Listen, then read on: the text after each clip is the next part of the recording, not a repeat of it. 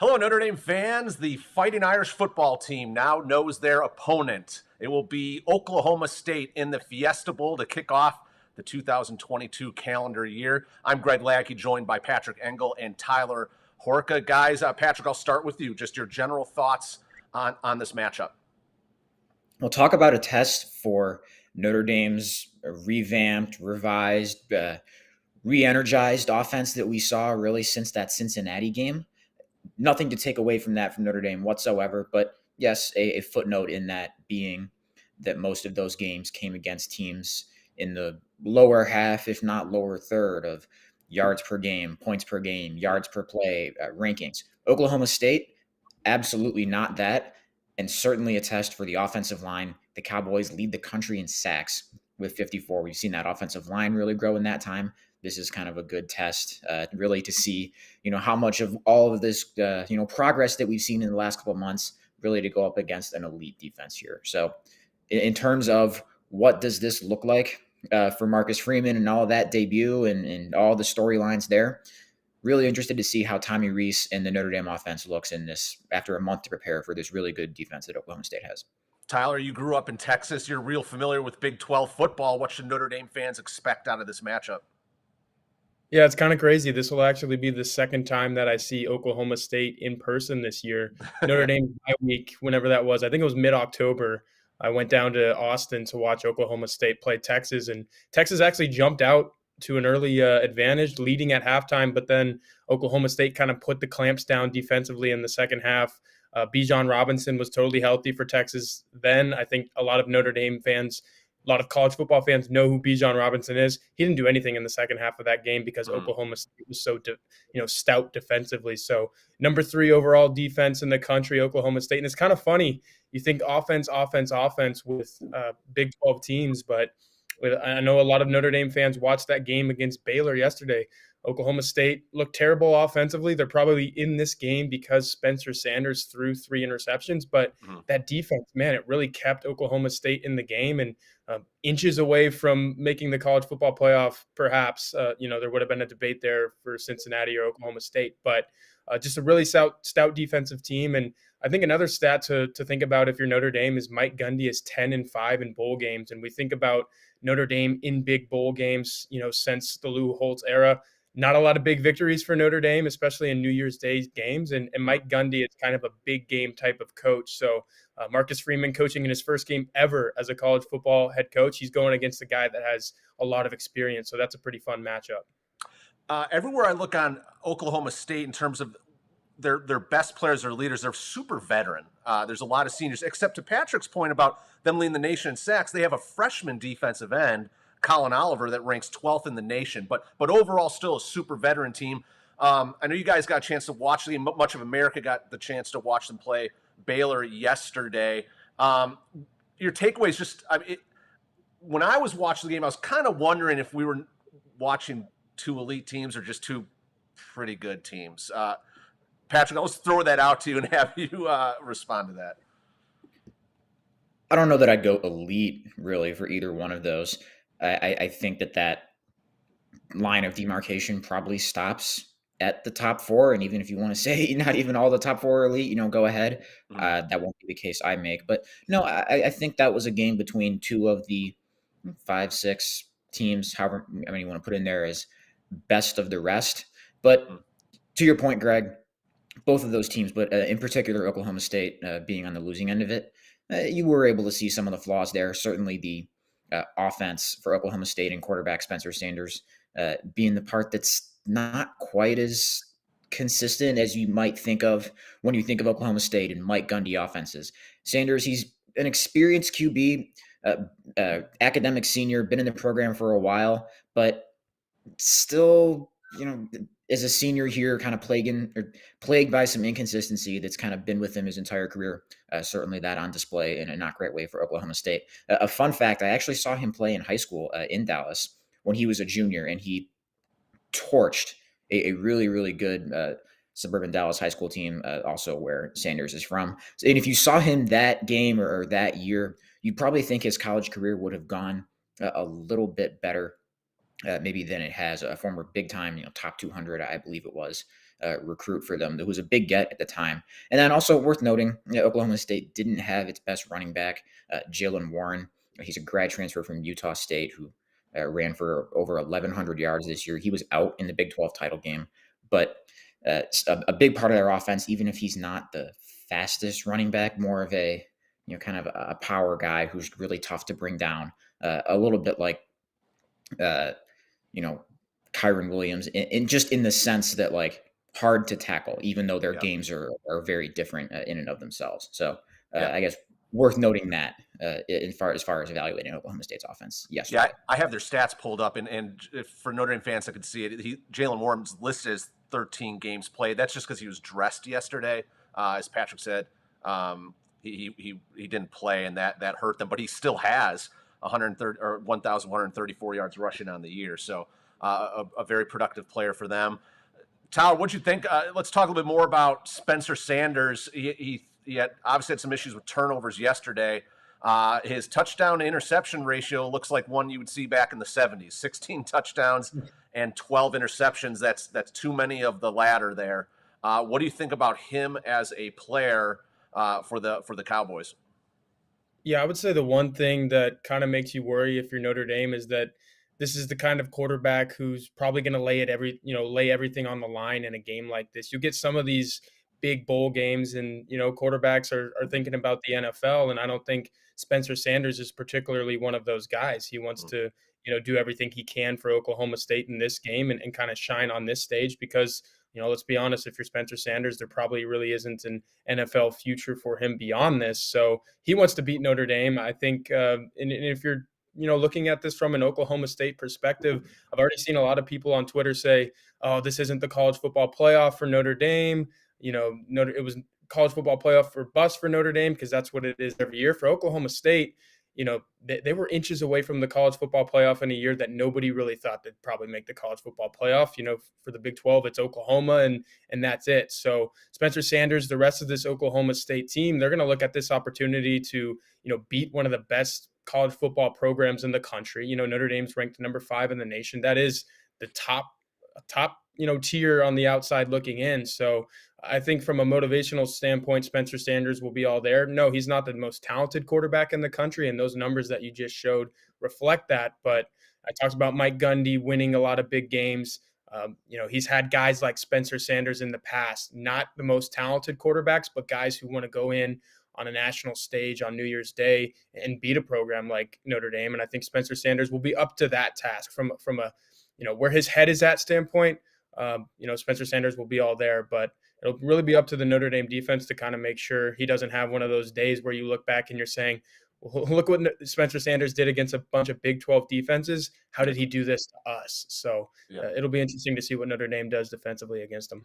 And he led the comeback against Oklahoma. I mean, I know yesterday didn't go so hot for him, but he also had a great, a 37-yard touchdown run that game. He's faster than when he gets going, he can really move. He kind of looks like a more stout quarterback, but it's something that Notre Dame's defense is going to have to worry about. Hit like on this video, please. Subscribe to our YouTube channel. When you visit blueandgold.com, make sure you seek out our free newsletter. Sign up for that. It's a great way we keep you posted on any breaking news and what's going on in the world of recruiting as well. Guys, I'll throw another question to you. Do you think there was any argument Notre Dame really had about being in the top 4, Patrick? No, I think it was pretty clear cut, really, for I think the 3rd year in a row where you came into this Selection Sunday thinking you've got a almost 99.9% idea of who the 4 teams are going to be. And no, Notre Dame still ended this with 0 top 25 wins, I believe, unless Purdue or Wisconsin sneaked into the final rankings. I will have the correct staff get on that here and confirm. But it would have been hard to, with only 1 loss in front of them when they needed to, hard for Notre Dame to move up a spot on its own when it didn't play. And I don't say that to say that, join the conference, et cetera, et cetera. If Notre Dame had beaten Pitt or Wake Forest, I think it would have been in the same spot because Cincinnati's still unbeaten. Cincinnati still had the head-to-head, and that's where you're talking about bumping from that number 4 spot. But, yeah, it would have been pretty hard to make a case here for Notre Dame to somehow shove out a team with 1 an unblemished record, one fewer loss that it lost to. And when we heard it on the ESPN telecast before they announced the top 4 on Sunday morning, that the reporter that ESPN had there had said, like, reality's kind of starting to set in and they're thinking about the 2-6. Yeah. Tyler, you agree? I mean, any argument for Notre Dame in the top 4, really? Well, when you're looking at the top 5, number 4 is a team that beat Notre Dame at Notre Dame Stadium by 11 points, and then number 5 you have Notre Dame. So, but I think Patrick mentioned it earlier that the fall off from elite to what all of these other teams are is pretty drastic. From Alabama, Michigan, Georgia, those teams are probably all in the same tier. You have 1, 2, 3 right there, and then you have like Cincinnati's, you have Notre Dame's. Ohio State has 2 losses, but before the Michigan loss, they were right there. So no, I don't think there was much of an argument. And Patrick talked about the top 25 lack thereof wins for Notre Dame. That was pretty huge, and that's something they can't control, which is a little frustrating if you're a Notre Dame fan or if you're a Notre Dame player or coach, especially. You remember when we went into the season, guys, and we looked at all those teams, and we were like, man. USC is going to be a really tough game. Look at North Carolina with Sam Howell, and Wisconsin, obviously.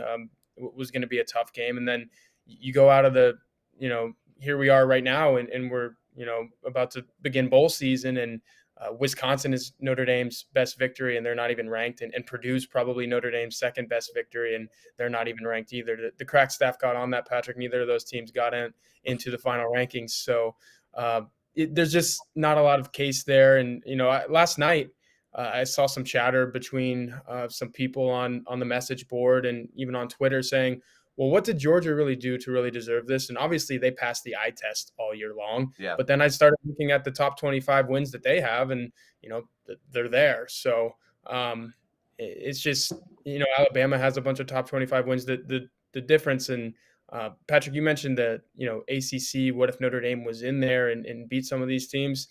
I'm thinking it could have been a little bit different potentially, but then you're still having that debate, is a one-loss Notre Dame, hypothetically, if Notre Dame loses one game in the ACC and wins that conference championship, is that resume still better than undefeated Cincinnati's? I think Oklahoma State was in that same vein. If they would have won that game yesterday and would have been a one-loss Big 12 champion, do they get in over Cincinnati? I don't think so. Does a one-loss ACC champion get in over Cincinnati if there was one? I don't think so. So Notre Dame is number 5, and that's kind of what the reality is, and I think it makes sense. Yeah, I agree. I don't know if any team in an individual game looked better than Georgia did in their game against Arkansas this year. I mean, if you just step back and try to remember how dominant they looked, I mean, they looked like the number 1 team in the country. So what do you guys think about this question? I mean, I don't know if there's any early numbers or if you guys have seen anything, but what do you think the point spread is going to be for the Fiesta Bowl? Patrick?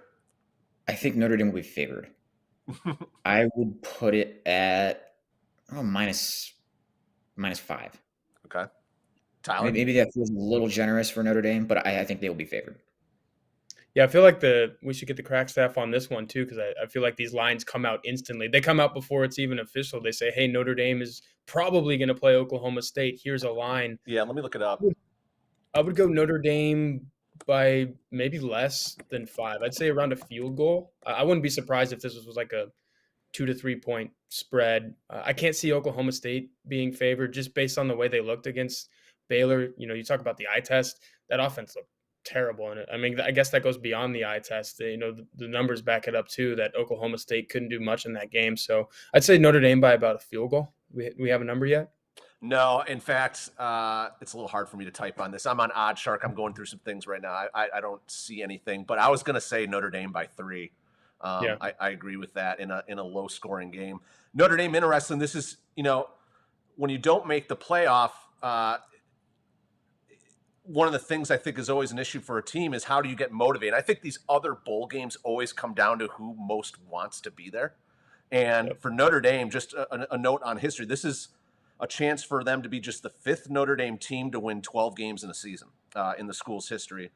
They won 12 in 2018. They won 12 in 2012. And then they did it in back-to-back years in 1988 and 89. Were either of you alive in 88 and 89? Nope. Oh, nope. Those were not even close. Those were the days where I was falling in love with Notre Dame football as a young man. And those 88 and 89 teams were pretty awesome. But look, I want to bring Pat. You alluded to it, but is there a price of independence here? That was a topic brought up on our forum. I want to just talk a little bit more about that. It maybe is over talked about, but would this sway anyone at Notre Dame? Just how this all unfolded. That maybe the conference thing is hurting us, or not being in a conference. What do you think? To answer the sway question, no, I'd be shocked to learn if that were the case at all. And sure, maybe you might have a little bit more comfort in playing today if you're a Notre Dame fan, just thinking you have some control over it to add to your resume, which no, Notre Dame didn't. But still, if Notre Dame had a game this week, again, just say for the sake of the conversation, you put it in the ACC championship game, it's still ranked heading into it exactly where it would have been at number 6, and still probably needing some help and a loss or two ahead of it, which it didn't get to.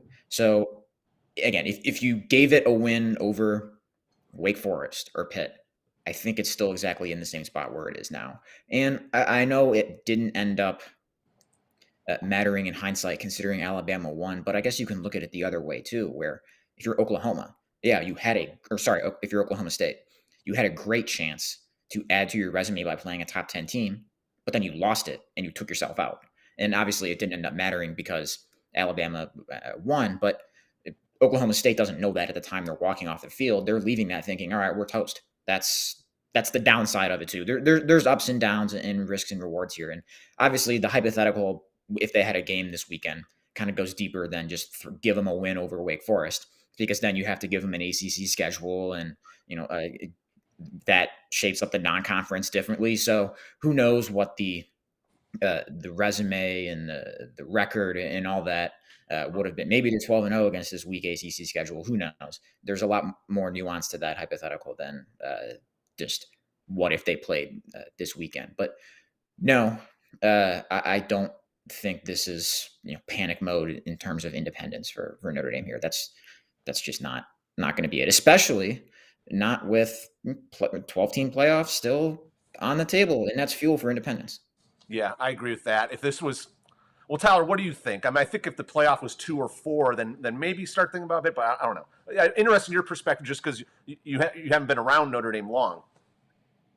Yeah, the independence, it's kind of new to me for sure. And it's, you see all these teams playing on conference championship Saturday. And then, I hold Notre Dame in very high regard in terms of elite programs in the country. And it's just weird that Notre Dame is not playing on a day where, all of the elite teams across the sport are usually playing. But I think one thing that being in a conference might do for Notre Dame is, it affords the chance to be a one-loss team and still feel comfortable in making a 4-team college football playoff. Because if you go back to October when Notre Dame lost that game against Cincinnati, I think everybody was like, well, that's it. Like, we don't have a chance. And I think North Carolina might have still even been ranked at the time, and there was an opportunity for another ranked win. So, and it still felt that way for Notre Dame. But, you look at some of these other teams that have one loss, and the conference championship games were chances for them to play their way in or, play their way out. Alabama, I know it was already ranked in the top 4, but that's a game it has to win or else it's out, and it won. And, now it's a one-loss team ranked number 1 in the nation. So, obviously the schedule would have been a lot different. Notre Dame, like Patrick said, might have had a chance to have ranked victories over Wake Forest or even Clemson or Pitt if it were in the ACC. And I think you can probably lose one of those games, win all the rest, finish 12-1, and feel better about where you are if you're an 11-1 independent Notre Dame. So there's pros for it. There's cons, obviously. The pro is if Notre Dame holds serve, holds court and beats Cincinnati on October 2nd, it's 12-0 and it's in for sure. And it doesn't even have to worry about losing a conference championship game. So, that's the plus side to independence right there. Take care of business, go 12-0, and you're in the playoff. But I just feel like that's a little bit too much to ask for anybody. You go look at Alabama's, the rundown of wins and losses during Nick Saban's tenure. I think it's only been a couple of times. He's won the national championship 6 times. only 2 of those times, I think Alabama ran the table and finished an undefeated season. So Mhm. college football teams lose games. Notre Dame's gonna, have a game like Cincinnati where it showed up and, just Cincinnati was the better team and it lost. And still that's 11-1 and you're on the outside looking in. So that's what being in a conference does, is it affords you a chance to lose a game, still play your way into the playoff. So this is the Odd Shark page I referenced earlier, and they aggregate um, different betting lines, and they don't have anything for Notre Dame and Oklahoma State. You see, they're pretty much filled in for the games that are the day before. Interesting that it looks like Alabama's going to be a 2-touchdown favorite, and then Georgia's opening as a little bit more than a touchdown in that game. But yeah, I'll be curious to see what happens there. Jez, I want to ask you maybe kind of a lighthearted question. You were both planning on going out to Phoenix to cover the game. It'll be in Glendale. So those Notre Dame fans that have got visions of the national championship in '88 and the Fiesta Bowl, it's at a different place now. It's not in Tempe or at Arizona State Stadium anymore. But tell us a little bit, just give us a little insight on the process of what you guys do out there. I mean, when do you get in? What's game day like? And then, it's going to sound like we're whining, but I know after the game, it's a lot of work. Patrick. Yeah, so we got the media schedule for the Fiesta Bowl. First in-person availability is December 28th, which we would plan to be there for. That includes actually watching a little bit of practice, being able to film some things. So, we'll be able to bring that to you guys. And one of the things that I think I like about that is now all of a sudden, we really haven't gotten to see Marcus Freeman up close and in action, say for a couple of full August training camp practices. And maybe then he's not quite as high on your, not that you weren't watching him, but maybe wouldn't have been number one on things to observe from a practice in preseason training camp. You're looking at freshmen and new starters and quarterbacks and all this other stuff. But, here's a chance to see Freeman right away, early on in his element as a head coach, and just really seeing how he operates around practice. So I'm looking forward to watching that, even if it's only in a 15-minute snippet that we get there. And there'll be in-person things available all week until the day before the game. So looking forward to that. And hey, it's a South Bend to Scottsdale and all the nice weather there in December and January. So I can't complain about that one bit, no matter how much work is involved. I'm happy for you guys on that. Tyler, have you ever covered a bowl game? I know you covered Mississippi State in your past and from Texas. Have you ever, as a media person, been to a big bowl game? Big bowl game. That's the word. That's the difference. Never been to a big one. The biggest one I've covered was probably the Music City Bowl. Mississippi State played a decent Louisville team 2019 season. Last year, I went to the Armed Forces Bowl, and it was about 35 degrees outside and icy and snowy in Dallas, Fort Worth, Texas. So be careful what you wish for on the weather thing. We'll go down to Scottsdale, Arizona, or Glendale, Arizona, and it'll be, 45 degrees out of nowhere, knowing my luck. But no, this will definitely be the biggest bowl game that I've covered. New Year's Six. I'm really excited for it because don't get a lot of that when you're covering Mississippi State. I had a great time covering Mississippi State, but they didn't qualify for anything like this while I was down there. It will be the first opportunity for Notre Dame to win a major bowl game since the Cotton Bowl following the 1993 season. They'd actually won the Cotton Bowl 2 years in a row at that point against Texas A&M. It was a rematch. So it'll be, again, another thing for this Notre Dame team, despite not making the playoffs, a chance to do something that the program needs, and it's going to be a historical thing for the program if they can come through with the victory. We had a couple questions come through, guys, and then we'll wrap this up. But one, the subject of, do you think Kyle Hamilton will play? And then I'll also, I think someone referenced it, Tyler Buchner. Do you think he should play more just to kind of get him ready, because Columbus, Ohio is right around the corner? Patrick, you can have the first take at it. On Hamilton, I mean, usually just going on recent trends, we don't see some of these early first-round draft declarations play in these games, especially if there's been injuries like his. We'll see. I don't want to say anything convincingly there yet, but as far as injury timeline, yes, the expectation would be that he'd be healthy by then. But as far as will he play, I don't want to say anything definitively there yet. And as far as Buchner, I think he should play because I think he can help them win this game. Forget about Columbus next Labor Day weekend for a moment. Yeah, that's an important little offshoot of this, but I think you're going to want him to give a really good defense another look. We've obviously seen him for most of this season. It's not like Oklahoma State's not going to watch his film, but in the last month, we've mainly seen this be Jack Cohn's offense, where Buckner maybe gets a couple of snaps in the first half or first three quarters and then goes in garbage time. So I think he should play because Notre Dame's going to need him to keep him off balance, put in that quarterback run game, and add another wrinkle. Tyler, your thoughts on Hamilton and Buckner? Yeah, on Hamilton, I'll say this. It'll be really interesting if he plays because I think that says a lot about Marcus Freeman and wanting to play for Marcus Freeman one final time, in his first game as head coach. So that'll be very telling. I don't think he will play, though. I think he'll just be another big part on the sideline like he's been. So that's what I look for on that standpoint. As far as Buckner goes, I agree with Patrick in that he's going to play because he's been a part of the game plan since week 2 against Toledo. I don't think they're going to ramp him up anymore, just to get ready for next season. I think the reps that he's gotten this year, we see redshirt freshmen.